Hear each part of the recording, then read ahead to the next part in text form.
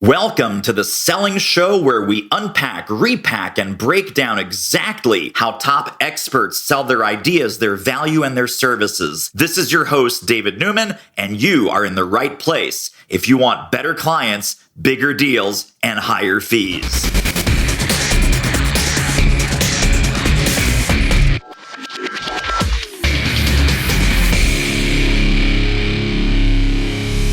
All right, people, you got to go out and sell, man. New blood, new business. You got to sell your little heart out. And, don't worry about the people who already bought. That's yesterday's news. That's last month. That doesn't matter. Wait a second. You got a leaky bucket, my friends. You're selling them and then you're losing them. And I have the person right here who's going to help you fix that problem.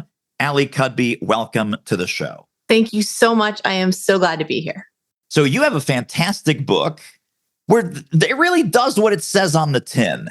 Keep your customers. Client retention, client engagement, client loyalty.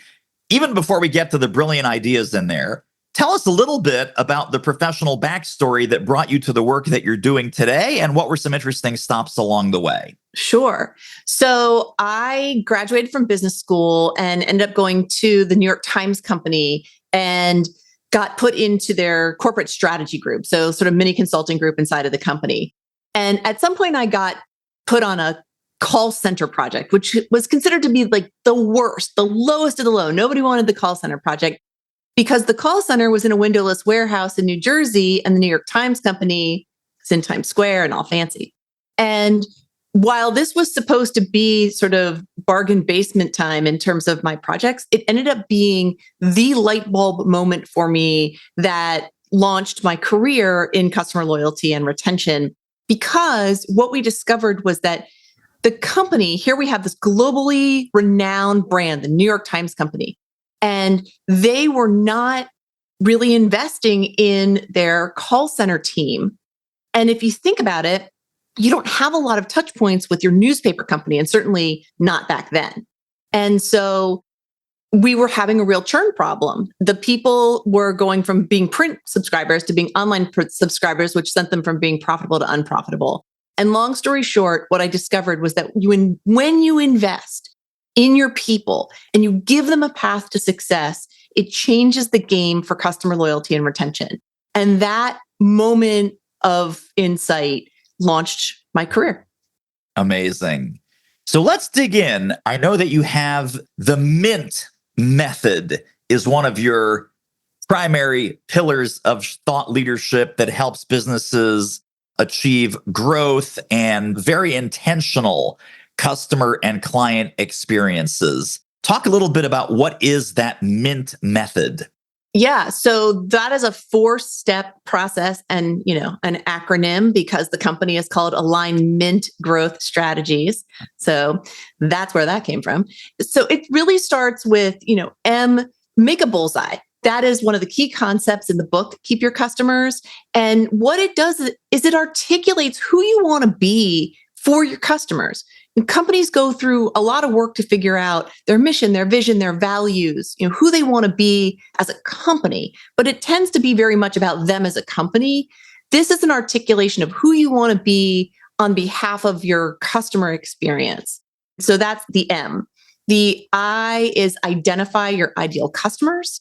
The more clearly you know who you go after and who you speak to, the better you'll be able to cut through the noise and talk directly to them, sort of basic marketing.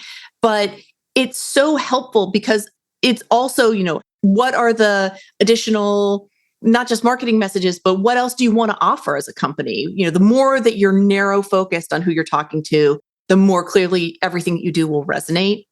N is navigate the customer journey. Every customer is unique, and yet some of the key steps are the same. So whether you are having a kickoff meeting and business review meetings and renewal meetings or project update meetings or whatever it is that you're having, like what does that relationship look like from beginning to the end? And we really even start before the kickoff, just from the moment that a customer says, yes, I want to work with you, how do you make sure that they feel like they are being seen, heard, and valued in that relationship? and you identify those key inflection points with this customer journey that you navigate. And then T is transform outcomes with playbooks. And that is the step-by-step granular approach so that you have a company way of doing things. And even though you hire great people, you don't just want to leave it up to their good instincts. That's the Mint method in a nutshell. Amazing. So I want to talk about making customers feel valued and seen and heard. And there's different sources of research, and I'm curious what your experience and expertise would say.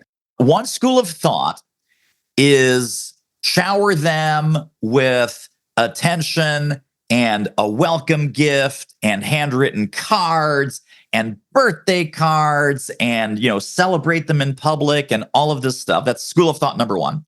School of thought number two is when a client comes to your company, what they really want is they just want you to do your job.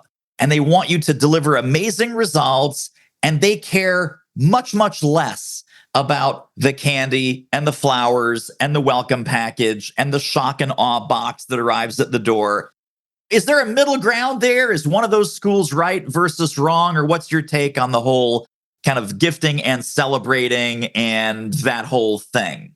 I'm a little bit of both and. So there's something to be said for celebrating your clients and really going, inviting them into a journey where they do feel like they're being seen as individuals and not just as a number. But that doesn't mean anything if you don't deliver really well. So I think that those are nice little icings on the cake. And I am a big fan of incorporating client celebration into that customer journey. But in order to get to client celebration, you need to be able to say like, hey, here's what we did together. Great job. So it's way more about the consistency of delivery. And then the bonus is the goodies. But you cannot build a customer experience on goodies alone. Yeah, such a great insight. Absolutely. No one's going to renew a $500,000 consulting contract because, hey, they sent me a book as a birthday gift. Hey, they sent balloons for my daughter's graduation. It's like, yeah, but the consulting was a disaster. Right. So, right. Okay. It's like all these tech companies that are like, oh, it's really hell to work here, but we give you free beer. No. Yes, exactly.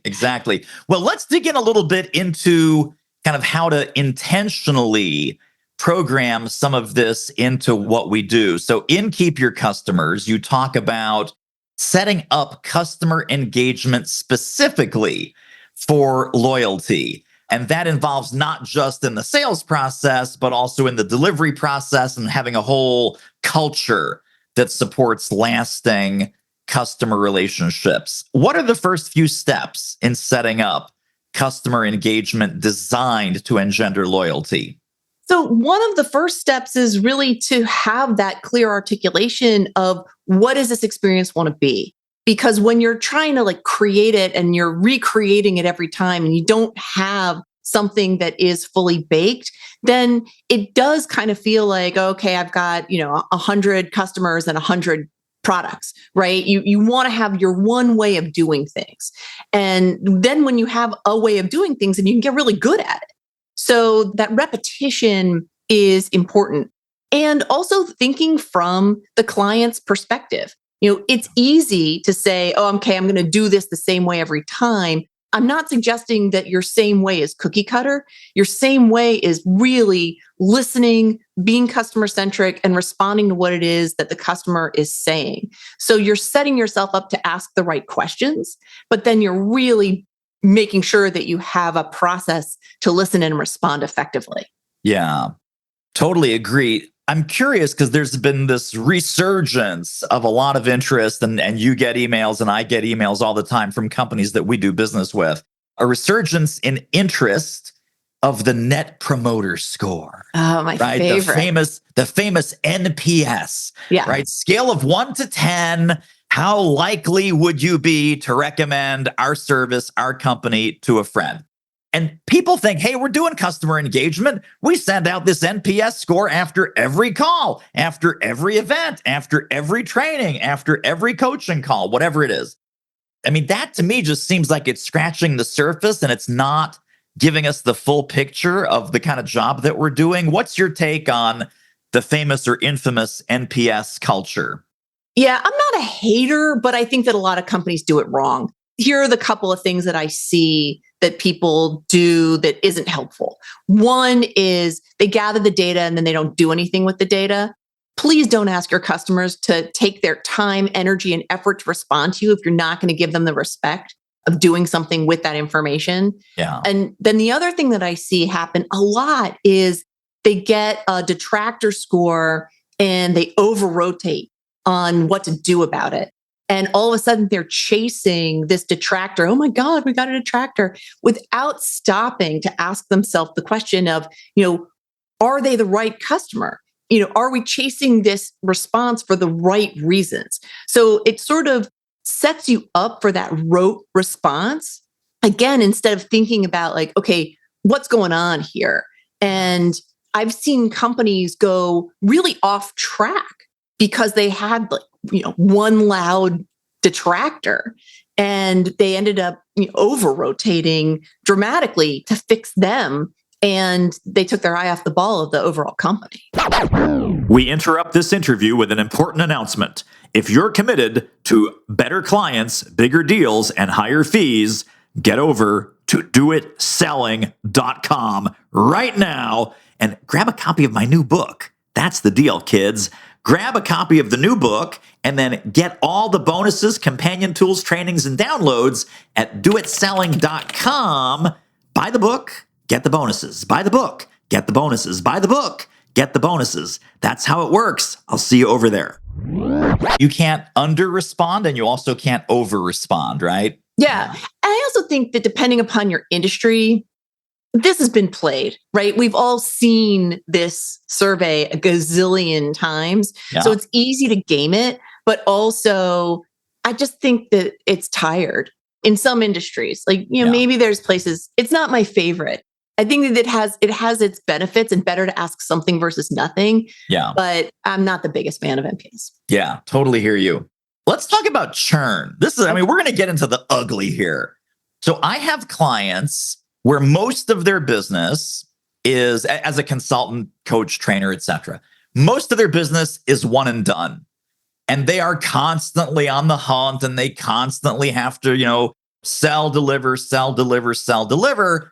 There's no second engagement. There's no renewal. There's no retention strategy and there's no retention result. On the other hand, I have a very small handful of clients where they will say, hey, David, I'm working on my 11th deal with company X, or I'm in my 4th year with client Y, or I'm doing my 5th project for customer Z. And I'm sitting here going, what's the difference between the churn and burn consultant or professional services firm and the I'm on my 5th project, I'm on my 11th project, we're going into our 4th year together? What do you think causes churn? And then how can we combat some of the churn that we're experiencing? So churn from the standpoint of I don't consider the engagement ending as being churn, right? If you have an engagement and you were like, we're going to work on X project and X project comes to an end, that's not churn. That's just the project came to an end. Sure. So I define churn as, we started working together and the person's like, I'm no longer pleased with these services. I'm going to go. And I do think that there's also, a beneficial end to a project where, I call that graduation. Whereas, so sometimes, you finish a project and you're like, okay, we're done now. And that's it. Right. Sometimes you work with a company and they get really good at the stuff that you've been working on and they just legitimately don't need you for a little while. And so I like to call that graduation, and they're a little bit different. Yeah. And I can have a graduate who comes back for a little post-grad, tune-up, and often do. And so the difference between those clients that leave unhappy and the ones that are like, they're going to come back again, they may refer more, those come down to a little bit of how you've engaged with them during the work. Are you building a relationship or are you just delivering services? Yeah. And in professional services, I think that there's a little bit too much reliance on, I'm just going to do good work. And that's not enough. You really need to build the work relationship. Now, we're not talking about the balloons for your kids' graduation. We're talking about the work relationship. But as with all things, relationships are inherently, relational. Go figure. And so, how are you building rapport? How are you building trust? And how are you staying in touch? If you don't have a strategy for outreach, you're not thinking about the customer or your client after the engagement ends, then how are you cueing them to, think about you? Yeah. And so I think that that's where a lot of professional services companies, they get lost in the doing, and they don't necessarily spend the time on that relationship management after the fact. And so I think that's a real opportunity to say, okay, here's it's so much easier to sell to people that have bought from you before. Yeah. And so, but you got to stay on their radar screen. And by serving them, like, hey, here's some research that we did that we found to be really interesting, and we think that it might be beneficial for you. Here's a case study of a client that we just worked with and some of the positive outcomes that they got. Those are ways to just be helpful. And what I find is that when you do this in a systematic way, that you end up selling by serving. That's my favorite kind of selling. And then there's also real opportunity to earn what I call indirect revenue from your existing clients. And that's through referrals, testimonials, and the things that your clients do in the marketplace to talk about you. And sometimes that happens just because they love you. But most of the time, you kind of need to goose them a little bit to ask for that. Yeah. And I'm not saying that it's please will you post a review on, Google for me, but it's really more of the, planting the seed that, I get a lot of customers just because my customers have had a good experience with me. And if you ever talk to somebody who needs X, Y, and Z and really lay it out, like, I would be so grateful for an introduction. And it just doesn't occur to people to do unless you ask. Right, for sure. Let's talk about some intentional retention strategies. And I know in the book you talk about avoidable churn, which is, again, it's like money leaking out of your company, right? It's like a leaky bucket, and you just keep pouring water in the top and it keeps leaking out the bottom until you actually start to fix the leaky bucket. So talk about some practical client retention strategies that might help some folks intentionally start to fix their leaky buckets. So this is where playbooks really come into the mix. Playbooks are these granular, like step-by-step, follow the bouncing ball approaches to a particular moment in time. And so what it does is it really gives you a company way of doing things. So let's just say that you have a kickoff meeting. Well, if you are recreating the kickoff deck every time, then that's going to be very time consuming, and it's going to lose consistency in your delivery. But if you have okay, here's the email that we send out, and you have a template, but of course you're going to personalize it. And then here are the questions that we want to ask, and we're going to capture this data. And so we're going to learn from the customer for the next time. And just sort of says here are the steps that we follow. And it does do both the trust building pieces and the tracking and metric pieces that are so important. And it says we want you to ask this question, and then we want you to capture the answer and put it into our single source of truth about our customers, so that if you win the lottery tomorrow and stop working here, we don't lose that institutional knowledge, especially when in a professional services firm, you have people that go from one project to another, or, maybe even leave the company. And so you really want to make sure that you don't have important customer information living up in their brains. You want to make sure that it gets into your data repositories. And is that literally, Allie, like a CRM or some customer success platform? Where does this shared data go? It depends from company to company. I mean, there are some really great customer success platforms out there, but it's what works for you. And so, I have clients that use things like, Plan Hat and Churn Zero. I have clients but those tend to be more in the tech end of the world, like SaaS companies. Sure. For professional services, a lot of times it's, Salesforce or HubSpot, or, like depending upon the size of your company, sometimes it's a Google spreadsheet. And as long as everybody knows how to use it and there is this single source of truth, I don't really care what the technology is and whether it's fancy. It is so much more important to be consistent than complex. Oh, I love that. What a great soundbite. So let's talk about when the rubber meets the road. A client has complained, a client has raised her or his hand saying, hey, really not happy. We're going to terminate. We're out of here. Maybe you saw it coming. Maybe you didn't.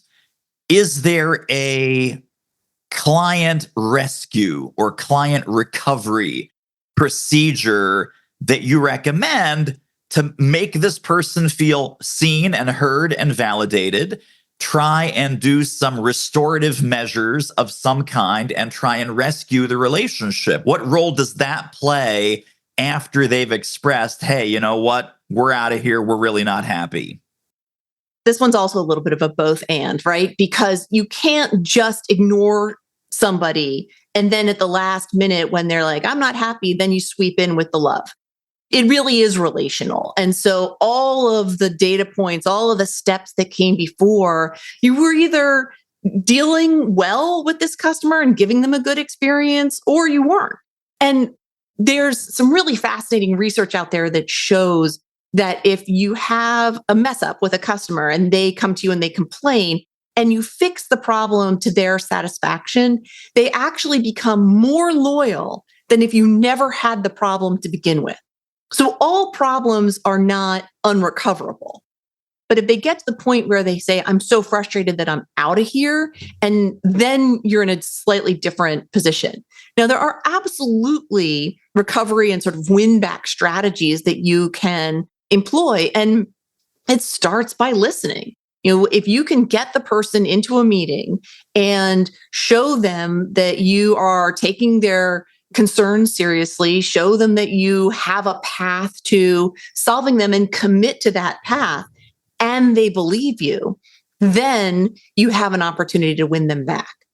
But it really depends on what preceded that meeting and what you do after the meeting.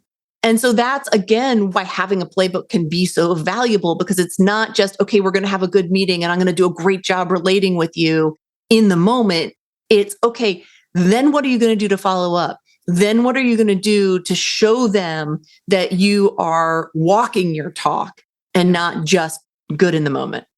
Yeah, absolutely.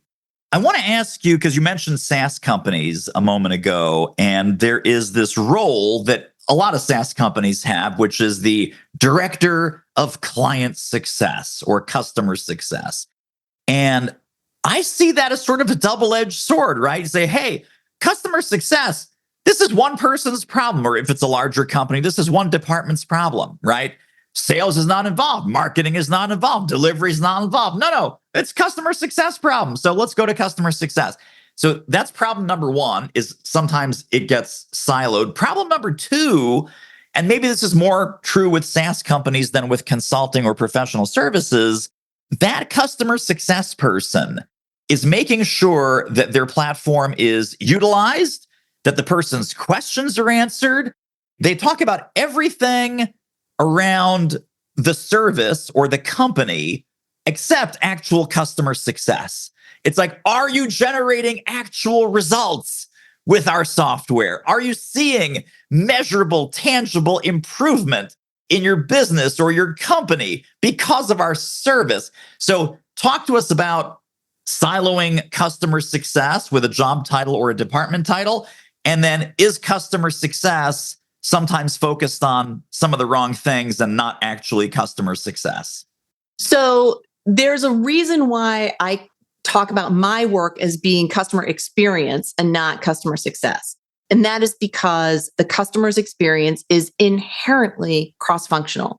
If you don't have oversight into this, from marketing to sales to whoever your client-facing teams are, to product, if that's relevant, to billing, all of these things, all of these groups need to be working in sync to deliver a great customer experience. Yeah. And it's absolutely true that stuff rolls downhill to the customer success team when it exists in a way that's not always fair and not always reasonable.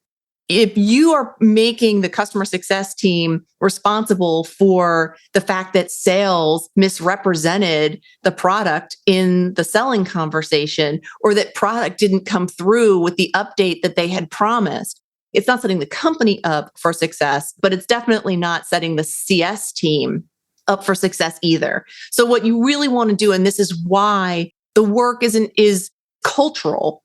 You want to be thinking about this across the functions of your company and not just as being a department. Absolutely. Integration, it sounds like, is really, really important. Exactly. Integration and then communication across those integrated stakeholders. I like that. Wait. We're not just going to listen to this episode. There are downloads, there are resources, there are links, there are bonuses waiting for you on this episode's page when you go over to doitmarketing.com/podcast. That's right, doitmarketing.com/podcast. Grab the notes right under this episode. See you over there. Talk to us a little bit, because I know that when a customer leaves, when a client leaves, forget about rescue. There's just sometimes some form of an exit interview, right? Yeah. So give us the good, give us the bad, give us the ugly. Why have you decided to leave? A lot of folks listening, they are really committed to finding out, why is a customer or a client leaving? How important is it to ask your happy customers, what keeps you staying? Yeah. Why are you still here? So talk about unpacking why are you leaving with the unhappy folks versus why are you staying and why do we still have your business with the happy, loyal folks? So you want to ask both.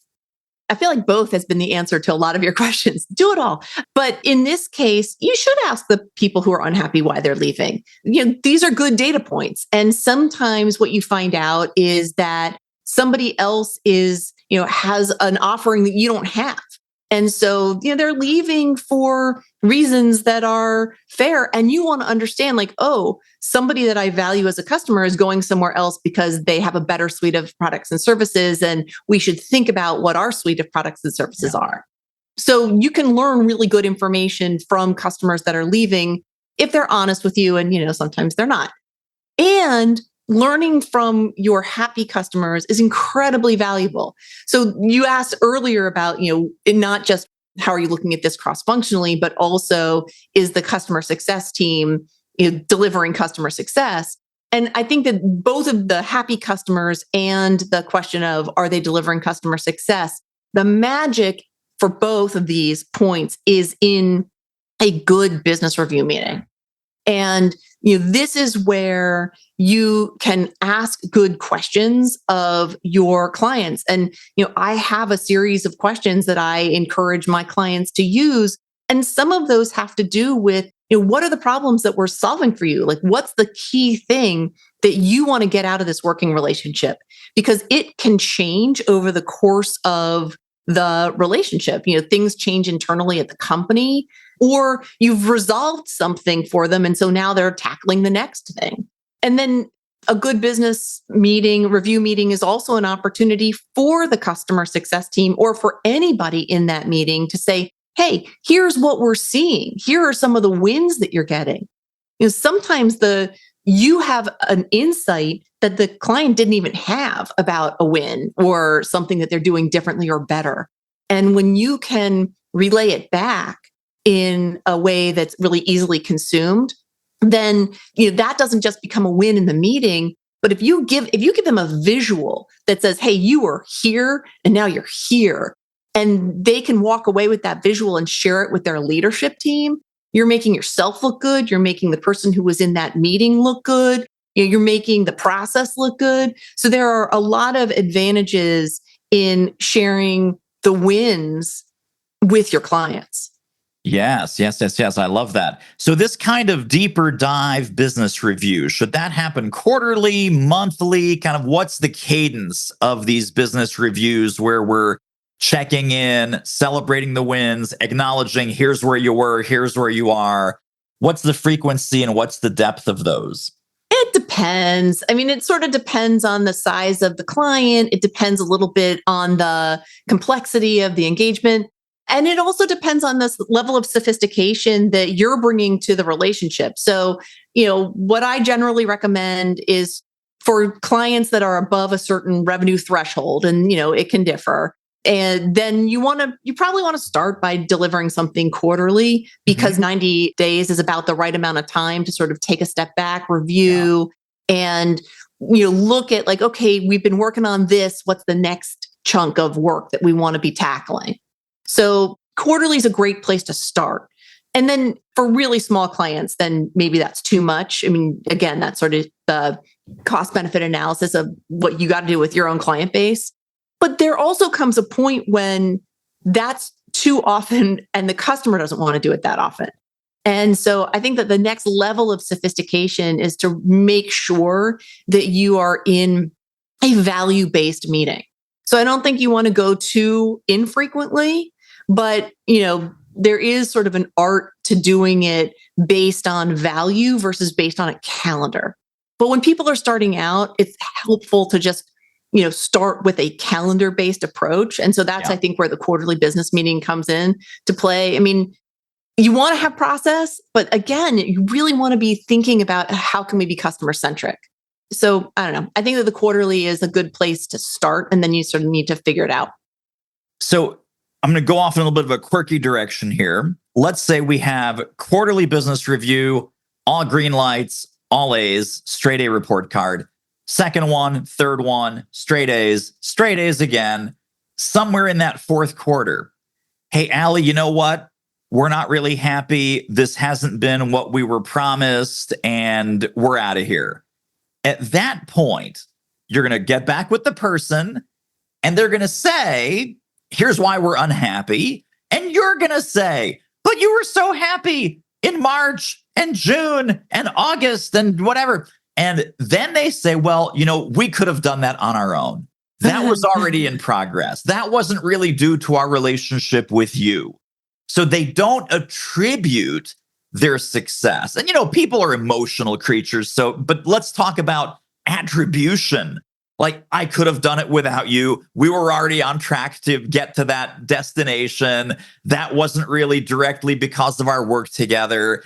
What do you do when clients sort of miss the cause and effect of their relationship with you, figure they could have done this on their own, and they could easily do the next big thing on their own? But as the service provider, that there is no way in heck that they could have accomplished any of that without your methodology, training, tools, support, accountability, whatever. Yeah. How do you handle that kind of disconnect? Well, of course, that's never happened to me in my entire life. It's an entirely new concept for both of us. Exactly. Again, some of it is how have you laid the groundwork? If you are just coming in and if you're not giving them this, like, here's what we're doing for you, and here are the outcomes that you're achieving, then it is possible for them to think that they were doing the whole amount of work on their own. And sometimes there are elements of the work that I'm doing that they probably could do on their own, but they don't because they're too busy putting out fires. They're too busy in the day-to-day of managing their company. And so it is, making sure that you're having that conversation and communicating clearly. And if they really think that they can do it on their own, then there comes a point where, you get to say, have at it. And there's sort of two conversations that you're having at that point. One is, how did you go from being so happy to so unhappy? And I would say that, it shouldn't be like a weird 90-degree or 180-degree turn.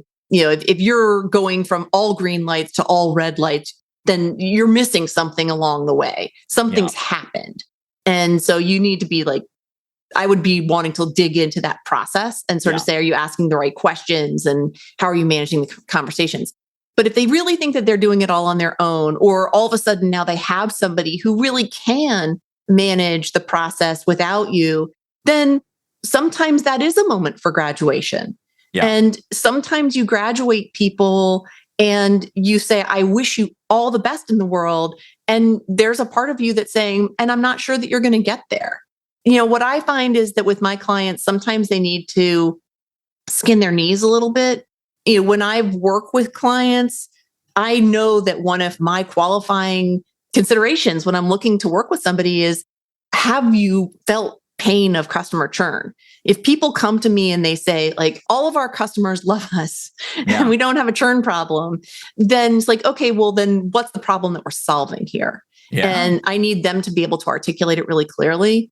So yeah, sometimes they graduate and they think we've got it from here. And then they get out there in the real world and they realize that it's not as easy as it looked. Exactly.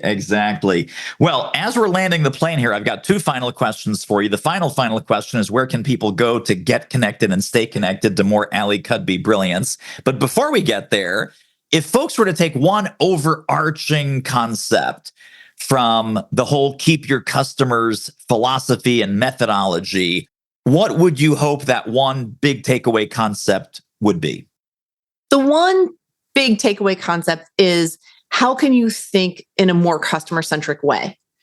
People are so focused on, this is what we deliver. This is what we do. Here's our methodology. Here are all those things. And, it's not that you should give up those things. It's just, how can you frame them in a way that is more customer-centric?